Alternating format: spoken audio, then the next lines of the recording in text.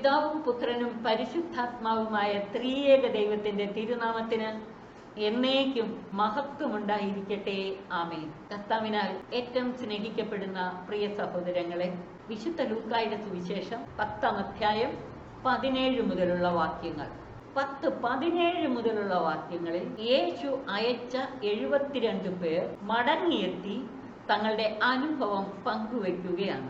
72 പേരും സന്തോഷത്തോടെ തിരിച്ചു വന്നു പറഞ്ഞു, കർത്താവേ, നിന്റെ നാമത്തിൽ പിശാചുക്കൾ പോലും ഞങ്ങൾക്ക് കീഴ്പ്പെടുന്നു. അവരുടെ പ്രേക്ഷിത ശുശ്രൂഷയുടെ വിജയത്തെക്കുറിച്ച് കർത്താവിനോട് പങ്കുവച്ചപ്പോൾ കർത്താവും അത് ശരിവെച്ചു. അവൻ പറഞ്ഞു, സാത്താൻ സ്വർഗത്തിൽ നിന്ന് ഇടിമിന്നൽ പോലെ നിപതിക്കുന്നത് ഞാൻ കണ്ടു. കർത്താവിന്റെ നാമത്തിൽ പിശാചുക്കൾ പോലും നിങ്ങൾക്ക് കീഴ്പ്പെടുന്നു എന്ന് നിങ്ങൾ പറഞ്ഞത് ശരിയാണ്. സാത്താൻ സ്വർഗത്തിൽ നിന്ന് ഇടിമിന്നൽ പോലെ നിപതിക്കുന്നത് ഞാൻ കണ്ടു. സ്വർഗത്തിൽ നിന്നെന്ന് ഇവിടെ പറഞ്ഞേക്കുന്നത് 1-ാം സ്വർഗത്തിൽ നിന്നോ 2-ാം സ്വർഗത്തിൽ നിന്നോ ആയിരിക്കും, അല്ലാതെ 3-ാം സ്വർഗത്തിൽ നിന്നല്ല. 1-ാം സ്വർഗം അന്തരീക്ഷ മണ്ഡലം, 2-ാം സ്വർഗം ആകാശഗോളങ്ങളുടെ മണ്ഡലം. ഇവിടെയൊക്കെ സാത്താന് ഇടം പിടിച്ചിട്ടുണ്ട്. അവിടെ നിന്ന് ഇടിമിന്നൽ പോലെ സാത്താൻ നിപതിക്കുന്നത് കർത്താവ് കണ്ടു. തുടർന്ന് കർത്താവ് ഈ പ്രേക്ഷിതരോട് പറയുകയാണ്, ഇതാ പാമ്പുകളുടെയും തേളുകളുടെയും ശത്രുവിന്റെ സകല ശക്തികളുടെയും മീതെ ചവിട്ടി നടക്കാൻ നിങ്ങൾക്ക് ഞാൻ അധികാരം തന്നിരിക്കുന്നു. ഇനിയും കൂടുതലായ അധികാരം നിങ്ങൾക്ക് ഞാൻ നൽകുന്നു. ഒന്നും നിങ്ങളെ ഉപദ്രവിക്കുകയില്ല. എന്നാൽ പിശാചുക്കൾ നിങ്ങൾക്ക് കീഴടങ്ങുന്നു എന്നതിൽ നിങ്ങൾ സന്തോഷിക്കണ്ട, ആഹ്ലാദിക്കണ്ട. നിങ്ങളുടെ പേരുകൾ സ്വർഗത്തിൽ എഴുതപ്പെട്ടിരിക്കുന്നു എന്നതിൽ ആഹ്ലാദിക്കുവിൻ. സാത്താൻ നിങ്ങൾക്ക് കീഴ്പ്പെടുന്നു, വിധേയപ്പെടുന്നു, സാത്താനെ നിങ്ങൾക്ക് പരാജയപ്പെടുത്താൻ സാധിക്കുന്നു എന്നോർത്തു നിങ്ങൾ സന്തോഷിക്കണ്ട. നിങ്ങളുടെ പേരുകൾ സ്വർഗത്തിൽ എഴുതപ്പെട്ടിരിക്കുന്നു എന്നോർത്ത് സന്തോഷിക്കുവിൻ. ദൈവ ശുശ്രൂഷയിൽ മുന്നിട്ട് നിൽക്കുന്നവർക്ക് അവരുടെ പേരുകൾ സ്വർഗത്തിൽ എഴുതപ്പെട്ടിരിക്കുന്നു, ജീവന്റെ പുസ്തകത്തിൽ അവരുടെ പേരുകൾ എഴുതപ്പെട്ടിരിക്കുന്നു എന്നോർത്ത് സന്തോഷിക്കുക. ഈ ലോകത്ത് അംഗീകാരവും പ്രശസ്തിയും കിട്ടുന്നു എന്നതിനെ ഓർത്തല്ല സന്തോഷിക്കേണ്ടത്. ഇത് അവരോട് യേശു പറഞ്ഞിട്ട് യേശു ആത്മാവിൽ ആനന്ദിക്കുന്നതാണ് 21 മുതൽ 24 വരെയുള്ള വാക്യങ്ങളിൽ നമ്മൾ കാണുന്നത്. ആ സമയം തന്നെ പരിശുദ്ധാത്മാവിൽ ആനന്ദിച്ച് യേശു പറഞ്ഞു, സ്വർഗത്തിന്റെയും ഭൂമിയുടെയും കർത്താവായ പിതാവേ, അവിടത്തെ ഞാൻ സ്തുതിക്കുന്നു. എന്തെന്നാൽ അങ്ങിവ ജ്ഞാനികളിൽ നിന്നും ബുദ്ധിമാന്മാരിൽ നിന്നും മറച്ചുവെക്കുകയും ശിശുക്കൾക്ക് വെളിപ്പെടുത്തുകയും ചെയ്തു. ദൈവരാജ്യത്തിന്റെ പ്രവൃത്തികളും ദൈവത്തിന്റെ രക്ഷാകര ഇടപെടലുകളും ജ്ഞാനികളിൽ നിന്നും വിവേകികളിൽ നിന്നും ഒക്കെ മറച്ചു വെച്ചിട്ട് ശിശുക്കൾക്ക് വെളിപ്പെടുത്തി. എന്താണ് യേശു ഇവിടെ അർത്ഥമാക്കിയത്? ഇവിടെ ശിശുക്കൾ എന്ന് പറഞ്ഞേക്കുന്നത് തന്റെ ശിഷ്യരെ, താൻ അയച്ച പ്രേക്ഷിതരെ. എന്നാൽ ജ്ഞാനികളും പണ്ഡിതന്മാരും അത് യഹൂദ പണ്ഡിതന്മാര്, യഹൂദ ജ്ഞാനികള്. അവർക്കിത് ദർശിക്കാൻ പറ്റുന്നില്ലല്ലോ. അവർക്ക് യേശുവിലൂടെ സംജാതമായ ദൈവരാജ്യത്തെ തിരിച്ചറിയാൻ പറ്റുന്നില്ല. അതുകൊണ്ടാണ് കർത്താവ് ദൈവപിതാവിനെ സ്തുതിച്ചുകൊണ്ട് പറയുന്നത്, അവിടത്തെ ഞാൻ സ്തുതിക്കുന്നു. എന്തെന്നാൽ അങ്ങിവ ജ്ഞാനികളിൽ നിന്നും ബുദ്ധിമാന്മാരിൽ നിന്നും മറച്ചുവെക്കുകയും ശിശുക്കൾക്ക് വെളിപ്പെടുത്തുകയും ചെയ്തു. എളിയവരായ തന്റെ ശിഷ്യർക്ക് വെളിപ്പെടുത്തി. അതേ പിതാവേ, അതായിരുന്നു അവിടുത്തെ അഭീഷ്ടം. എല്ലാ കാര്യങ്ങളും പിതാവ് എന്നെ ഏൽപ്പിച്ചിരിക്കുന്നു. പുത്രൻ ആരെന്ന് പിതാവല്ലാതെ ആരും ഗ്രഹിക്കുന്നില്ല. പിതാവ് ആരെന്ന് പുത്രനും പുത്രൻ ആർക്ക് വെളിപ്പെടുത്തി കൊടുക്കുന്നോ അവരും മാത്രമേ ഗ്രഹിക്കുന്നുള്ളൂ. പുത്രൻ ആരെന്ന് പിതാവേ അറിയുന്നുള്ളൂ. ഇനി പിതാവ് ആരെങ്കിലും പുത്രനിലേക്ക് ആകർഷിച്ചാൽ അവരറിയും. യോഹന്നാന്റെ സുവിശേഷത്തിൽ യേശു പറയുന്നുണ്ട്, എന്റെ പിതാവിനാൽ ആകർഷിക്കപ്പെടാതെ ആരും എന്റെ പക്കലേക്ക് വരികയില്ലെന്ന്. പിതാവിനെ പുത്രനാണ് അറിയുന്നത്. അതുപോലെ പുത്രൻ ആർക്ക് വെളിപ്പെടുത്തി കൊടുക്കുന്നോ അവരും അറിയും. അതാണ് 22 വാക്യത്തിൽ പറയുന്നത്. തുടർന്ന് അവൻ ശിഷ്യരുടെ നേരെ, ഈ 72 പേരുടെ നേരെ തിരിഞ്ഞ് അവരോട് മാത്രമായി പറഞ്ഞു, നിങ്ങൾ കാണുന്നവ കാണുന്ന കണ്ണുകൾ ഭാഗ്യമുള്ളവ. യേശുവിലൂടെ നടക്കുന്ന ഈ ദൈവരാജ്യത്തിന്റെ പ്രവർത്തികൾ, വിസ്മയനീയ പ്രവർത്തികൾ, അതാണ് നിങ്ങൾ കാണുന്നവ കാണുന്ന കണ്ണുകൾ ഭാഗ്യമുള്ളവ. എന്തെന്നാൽ ഞാൻ പറയുന്നു, അനേകം പ്രവാചകന്മാരും രാജാക്കന്മാരും നിങ്ങൾ കാണുന്നവ കാണാൻ ആഗ്രഹിച്ചു എന്നിട്ടും കണ്ടില്ല, കേൾക്കാൻ ആഗ്രഹിച്ചു എങ്കിലും കേട്ടില്ല. എന്താണ് ഇവിടെ പറയുന്നത്? യേശുവിലൂടെ വെളിപ്പെടുത്തപ്പെടുന്ന ദൈവരാജ്യത്തിന്റെ രഹസ്യം, ദൈവരാജ്യത്തിന്റെ സുവിശേഷം, ദൈവരാജ്യത്തിന്റെ പ്രവൃത്തികളും അതിനെക്കുറിച്ചാണ് ഈ പറയുന്നത്. നമ്മുടെ കണ്ണുകൾ ഇപ്രകാരം ദൈവിക രഹസ്യത്തിലേക്ക്, സ്വർഗീയ കാര്യങ്ങളിലേക്ക് തിരിയാൻ തക്കവിധം നമ്മുടെ ആന്തരിക നയനങ്ങൾ കർത്താവ് തുറന്നു തരണം. ഇപ്രകാരം ആന്തരിക നയനങ്ങൾ തുറക്കപ്പെട്ട് സ്വർഗീയ കാര്യങ്ങൾ കാണുന്ന കണ്ണുകൾ ഭാഗ്യമുള്ളവർ എന്നാണ് കർത്താവ് പറഞ്ഞു വെക്കുന്നത്. തുടർന്ന് 10-ാം അധ്യായം 25 മുതലുള്ള വാക്യങ്ങൾ. നല്ല സമരിയാക്കാരന്റെ ഉപമ. ഒരു നിയമജ്ഞൻ എഴുന്നേറ്റ് നിന്ന് യേശുവിനെ പരീക്ഷിക്കാനായി ചോദിച്ചു, ഗുരു, നിത്യജീവൻ അവകാശമാക്കാൻ ഞാൻ എന്ത് ചെയ്യണം? അവൻ ചോദിച്ചു, നിയമത്തിൽ എന്തെഴുതിയിരിക്കുന്നു? നീ എന്ത് വായിക്കുന്നു? അപ്പോൾ അവൻ ഉത്തരം പറഞ്ഞു, നീ നിന്റെ ദൈവമായ കർത്താവിനെ പൂർണ്ണ ഹൃദയത്തോടും പൂർണ്ണാത്മാവോടും പൂർണ്ണ ശക്തിയോടും പൂർണ്ണ മനസ്സോടും കൂടെ സ്നേഹിക്കണം. നിയമാവർത്തനം 6:6. ഒരു യഹൂദൻ ഇത് ദിവസം 3 പ്രാവശ്യം ചൊല്ലണം. ക്ഷേമ ഇസ്രായേൽ, നിന്റെ ദൈവമായ കർത്താവിനെ പൂർണ്ണ മനസ്സോടും പൂർണ്ണ ഹൃദയത്തോടും പൂർണ്ണ ആത്മാവോടും സർവശക്തിയോടും കൂടെ സ്നേഹിക്കുക. ഈ 4 കാര്യങ്ങളും ഒരുമിച്ച് ചേർന്നാലേ പൂർണ്ണ ശക്തിയോടെ ദൈവത്തെ ആരാധിക്കാൻ പറ്റൂ.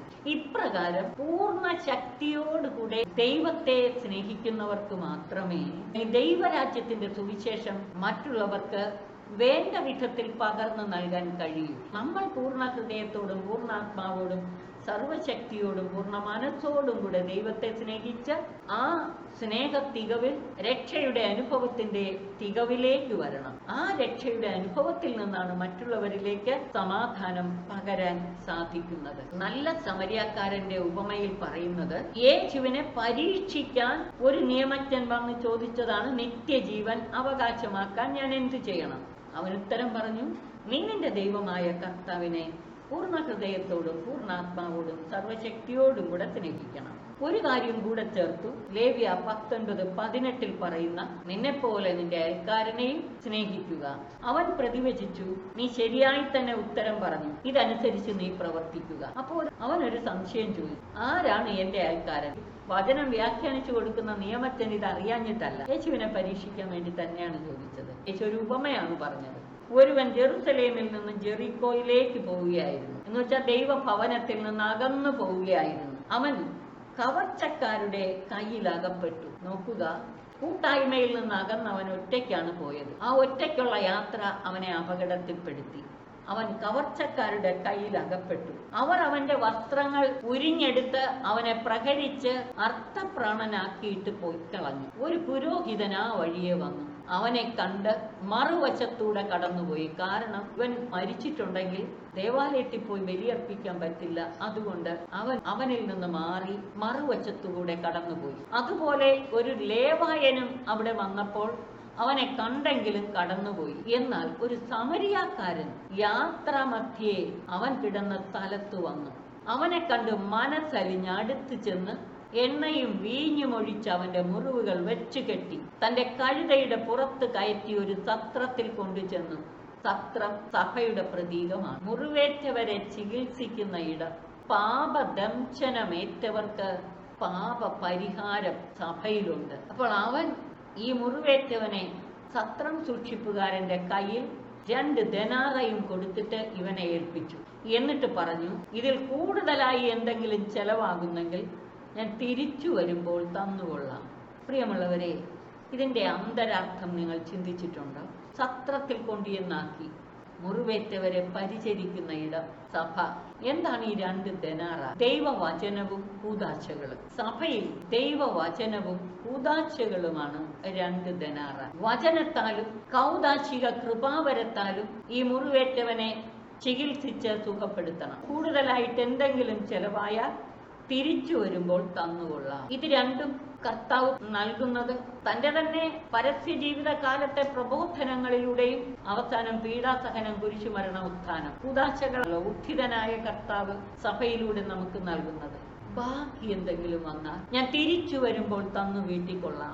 എന്താണ് അതിന്റെ അർത്ഥം? പ്രിയമുള്ളവരെ, നമ്മുടെ പാപത്തിന് പരിഹാരമായി അവൻ കുരിശിൽ മരിച്ചു. കുന്തത്താൽ തുറക്കപ്പെട്ട തന്റെ വിലാവിൽ നിന്നാണ് ഇത് ഒഴുക്കി തന്നത്. യേശുവിന്റെ തിരുവിലാവിൽ നിന്നൊഴുകിയ രക്തം പരിശുദ്ധ കുർബാനയെ സൂചിപ്പിക്കുന്നു, ജീവനെ സൂചിപ്പിക്കുന്നു. ജലം പരിശുദ്ധാത്മാവിനെ സൂചിപ്പിക്കുന്നു. കൂദാശ പരികർമ്മം ചെയ്യുന്നതിനും വിശുദ്ധ ലിഖിതങ്ങൾ എഴുതപ്പെടുന്നതിനും സഹായിച്ച പരിശുദ്ധാത്മാവ്. വചനത്തിന്റെ പൊരുൾ അറിയാൻ സഹായിക്കുന്നതും പരിശുദ്ധാത്മാവാണ്. അപ്പോൾ കൊള്ളക്കാരുടെ കയ്യിൽ അകപ്പെട്ട മനുഷ്യനെ സുഖപ്പെടുത്തുന്നത് കർത്താവിന്റെ തിരുവിലാവിൽ നിന്നൊഴുകിയ രക്തവും വെള്ളവും. ഇവിടെ കവർച്ചക്കാരുടെ കയ്യിൽ അകപ്പെട്ട ആ മനുഷ്യന് ആരാണ് യഥാർത്ഥ അയൽക്കാരനായി വർത്തിച്ചത്? അവനെ സഹായിച്ച നല്ല സമരിയാക്കാരൻ. യേശു നിയമജ്ഞനോട് ചോദിച്ചു, 36-ാം വാക്യം. ഒരു കാര്യം കൂടെ യേശു പറഞ്ഞില്ലേ, ബാക്കി എന്തെങ്കിലും വന്നാൽ തിരിച്ചു വരുമ്പോൾ നൽകിക്കൊള്ളാം. അതായത് 1-ാം വരവിൽ തന്റെ ജീവൻ ബലിയായി നൽകിക്കൊണ്ട് അവിടുന്ന് വചനവും പരിശുദ്ധ കുർബാനയും 2 ദനാറ നമുക്കായി നൽകിയിട്ട് പോയി. എന്തിന്? നമ്മെ വിശുദ്ധീകരിച്ച് പാപപരിഹാരം നൽകി രക്ഷയുടെ അനുഭവത്തിലേക്ക് നയിക്കാൻ. അതിനാണ്. ഇത് മതിയായില്ലെങ്കിൽ തിരിച്ചു വരുമ്പോൾ തന്നു വീട്ടിക്കൊള്ളാം. ഇതിലധികം നമുക്ക് വേണ്ടി കുരിശിൽ മരിച്ചതിനേക്കാൾ അധികം ഇനി എന്തോ ചെയ്തു തന്നു വീട്ടാൻ? ഇനി ഒരിക്കൽ കൂടെ മരിക്കണമെങ്കിലും കർത്താവ് മരിക്കാൻ തയ്യാറാകും എന്നല്ലേ അതിന്റെ അർത്ഥം? അവൻ വീണ്ടും വരുമ്പോൾ ഇനിയും ഒരിക്കൽ കൂടെ മരിക്കണമെങ്കിലും അവൻ തയ്യാറാകുമെന്ന് നമ്മെ വീണ്ടെടുക്കാനായി. പക്ഷെ കർത്താവിനെ സ്നേഹിക്കുന്നവരുണ്ടെങ്കിൽ അവർ പറയും, കർത്താവേ, അങ്ങ് വീണ്ടും വരുമ്പോൾ, തിരിച്ചു വരുമ്പോൾ ഒന്നും വീട്ടി തീർക്കാനായിട്ട് കടമായിട്ട് ഞങ്ങൾ ഇട്ടയ്ക്കത്തില്ല. സഭയുടെ വിശുദ്ധീകരണത്തിന്, ദൈവജനത്തിന്റെ വിശുദ്ധീകരണത്തിന് അധികം എന്തെങ്കിലും വേണ്ടി വന്നാൽ ഞങ്ങൾ കൊടുത്തോളാം. കൂടുതൽ എന്തെങ്കിലും ചെലവായാൽ ഞാൻ തിരിച്ചു വരുമ്പോൾ തന്നുകൊള്ളാം. അതിന്റെ അന്തരാർത്ഥം ചിന്തിക്കുക. കർത്താവ് അത്രത്തോളം നമ്മെ സ്നേഹിക്കുന്നു. നമുക്ക് പാപപരിഹാര ബലിയായി സ്വയം കുരിശിൽ യാഗമായി. എന്നിട്ട് നമ്മുടെ പാപമോചനത്തിനും രക്ഷയ്ക്കുമായി അവൻ സഭയുടെ കൂദാശകളും ദൈവവചനവും നൽകി. നമ്മളെ ഏൽപ്പിച്ചിട്ടാണ് കർത്താവ് പോയേക്കുന്നത് സഭയെ വിശുദ്ധീകരിക്കാൻ. നമ്മുടെ ധർമ്മമാണ് സഭയെ വിശുദ്ധീകരിക്കുക എന്നുള്ളത്. 10-ാം അധ്യായത്തിൽ ഒരു കാര്യം കൂടെ പറയുന്നുണ്ട്, മർത്തയെയും മറിയത്തെയും കുറിച്ച്. നമുക്കെല്ലാവർക്കും സുപരിചിതമായ ഒരു വചനഭാഗം. 10-ാം അധ്യായം 38 മുതലുള്ള വാക്യങ്ങൾ. അവർ പോകും വഴി അവനൊരു ഗ്രാമത്തിൽ പ്രവേശിച്ചു. മർത്ത എന്നു പേരുള്ള ഒരുവൾ അവനെ സ്വഭവനത്തിൽ സ്വീകരിച്ചു. അവൾക്ക് മറിയം എന്നു പേരായ ഒരു സഹോദരി ഉണ്ടായിരുന്നു. അവൾ കർത്താവിന്റെ വചനങ്ങൾ കേട്ടുകൊണ്ട് അവന്റെ പാദാന്തികത്തിലിരുന്നു. മർത്തയാകട്ടെ പലവിധ ശുശ്രൂഷകളിൽ മുഴുകി വ്യഗ്രചിത്തയായിരുന്നു. നമ്മൾ വ്യഗ്രചിത്തരാകേണ്ട കാര്യമില്ല. 41-ാം വാക്യം. കർത്താവ് അവളോട് പറഞ്ഞു, മർത്ത മർത്ത, നീ പലതിനെക്കുറിച്ചും ഉത്കണ്ഠാകുലയും അസ്വസ്ഥയുമായിരിക്കുന്നു. ഒന്ന് മാത്രമേ ആവശ്യമുള്ളൂ. മറിയം നല്ല ഭാഗം തെരഞ്ഞെടുത്തിരിക്കും, അത് അവളിൽ നിന്ന് എടുക്കപ്പെടുകയില്ല. ഏകാഗ്രചിത്തയായി പാദാന്തികത്തിലിരുന്ന് യേശുവിൽ ദൃഷ്ടി ഉറപ്പിച്ചുകൊണ്ട് അവൾ കർത്താവിന്റെ വചനം ശ്രവിച്ചു. മർത്തയാകട്ടെ ഉത്കണ്ഠാകുലയും വ്യഗ്രചിത്തയുമായി പല കാര്യങ്ങൾ ചെയ്ത് നടന്നു. എന്നിട്ട് വന്ന് തന്റെ സഹോദരിയെ കുറിച്ച് അവൾ കർത്താവിനോട് പരാതി പറഞ്ഞു. കർത്താവെ, ശുശ്രൂഷയ്ക്കായി എന്റെ സഹോദരി എന്നെ തനിയെ വിട്ടിരിക്കുന്നത് നീ ശ്രദ്ധിക്കുന്നില്ലേ? എന്നെ സഹായിക്കാൻ അവളോട് പറയുക. അപ്പോഴാണ് കർത്താവ് പറഞ്ഞത്, പല കാര്യങ്ങളെ ഓർത്ത് വ്യഗ്രചിത്തയാണ്, എന്നാൽ മറിയം നല്ല പങ്ക് തെരഞ്ഞെടുത്തു, അത് അവളിൽ നിന്ന് എടുക്കപ്പെടുകയില്ല. ഈ മർത്തയുടെയും മറിയത്തിന്റെ റോൾ ഒന്ന് നോക്കുക. കർത്താവ് മറിയത്തെ പ്രശംസിക്കുകയും മർത്തയെ കുറ്റപ്പെടുത്തുകയുമാണ്. മർത്തയുടെ പ്രശ്നം ചൂണ്ടിക്കാണിക്കുകയായിരുന്നു.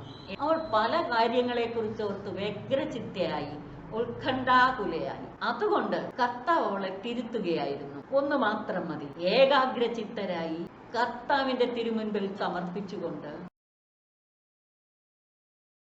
നമ്മുടെ ജീവിതത്തിൽ നാം ഈ നല്ല സമരിയാക്കാരന്റെ മാതൃക സ്വീകരിക്കണം. മർത്തയും മറിയവും നമ്മളിൽ ഒന്നു ചേരണം എന്ന് പറഞ്ഞാൽ, മറിയത്തെ പോലെ ഏകാഗ്രചിത്തരായി നമ്മളെ തന്നെ കർത്താവിന്റെ പാദത്തിൽ സമർപ്പിച്ചുകൊണ്ട് ധ്യാനപരമായ രഹസ്യ ജീവിതവും തുടർന്ന് ഏകാഗ്രചിത്തരായി ദൈവമഹത്വത്തിനായുള്ള ശുശ്രൂഷകളും പല കാര്യങ്ങളെക്കുറിച്ച് വ്യഗ്രചിത്തയായി നടന്നു. അതാണ് മർത്തയുടെ പ്രശ്നം. നമ്മുടെ വ്യക്തി ജീവിതത്തിൽ മറിയത്തെ പോലെ ഏകാഗ്രചിത്തരായി കർത്താവിന്റെ പാദത്തിൽ നമ്മളെ തന്നെ സമർപ്പിക്കാനും ആ ഏകാഗ്രതയോടെ ദൈവത്തിരുനാമ മഹത്വത്തിനായി അവന്റെ നാമത്തിൽ ശുശ്രൂഷ ചെയ്യുകയും ചെയ്യാം. അങ്ങനെ മർത്തയെയും മറിയത്തെയും നമ്മുടെ വ്യക്തിത്വത്തിൽ ഇന്റഗ്രേറ്റ് ചെയ്യണം. മാത്രമല്ല ആ നല്ല സമരിയാക്കാരനെ പോലെ ആവുകയും ചെയ്യണം. യേശുവിന്റെ പ്രേക്ഷിതരെ പോലെ സുവിശേഷ ദൗത്യവുമായി നമ്മെ അയക്കപ്പെടാൻ തക്കവിധം നാം കർത്താവിന്റെ പ്രേക്ഷിതരാകണം. സകലരെയും സുവിശേഷം അറിയിക്കുവാൻ, സകലരെയും പ്രേക്ഷിതരാക്കി മാറ്റുവാൻ നമ്മൾ ശ്രദ്ധിക്കേണ്ട കാര്യമാണ്. സകലരെയും പ്രേക്ഷിത ദൗത്യത്തിനായി അയക്കപ്പെടാൻ തക്കവിധം പ്രേക്ഷിതരാക്കി മാറ്റണം. സകലർക്കും സുവിശേഷ ശുശ്രൂഷ ചെയ്യുകയും വേണം. യേശു ആരെ പ്രതി ആത്മാവിൽ ആനന്ദിച്ചോ അതുപോലെ നമ്മെ പ്രതിയും കർത്താവ് ആനന്ദിക്കാനിടയാകണം. ദൈവം സ്വർഗീയ രഹസ്യങ്ങൾ ശിശുക്കൾക്കാണ് വെളിപ്പെടുത്തുന്നത്. നമ്മെ പ്രതി കർത്താവ് ആത്മാവിൽ ആനന്ദിക്കാനും ഇടവരണം. അങ്ങനെ നല്ല സമരിയാക്കാരനെ പോലെ മർത്തയും മറിയത്തിൻ്റെയും ജീവിത മാതൃക സ്വജീവിതത്തിൽ ഏറ്റെടുത്തുകൊണ്ട് ദൈവരാജ്യത്തിൻ്റെ ശുശ്രൂഷകരായി മാറാം. കർത്താവ് നമ്മെ അനുഗ്രഹിച്ച് ആശീർവദിക്കട്ടെ. നമ്മെയും അനേകരെയും കർത്താവിൻ്റെ പ്രേക്ഷിതരായി സമർപ്പിക്കുവാൻ തക്കവിധം സുവിശേഷ ശുശ്രൂഷയിൽ ജാഗരൂകരായി മുന്നേറാനും നമുക്ക് പരിശ്രമിക്കാം. പിതാവിനും പുത്രനും പരിശുദ്ധാത്മാവിനും സ്തുതി, ആദിമുതൽ എന്നേക്കും ആമേൻ.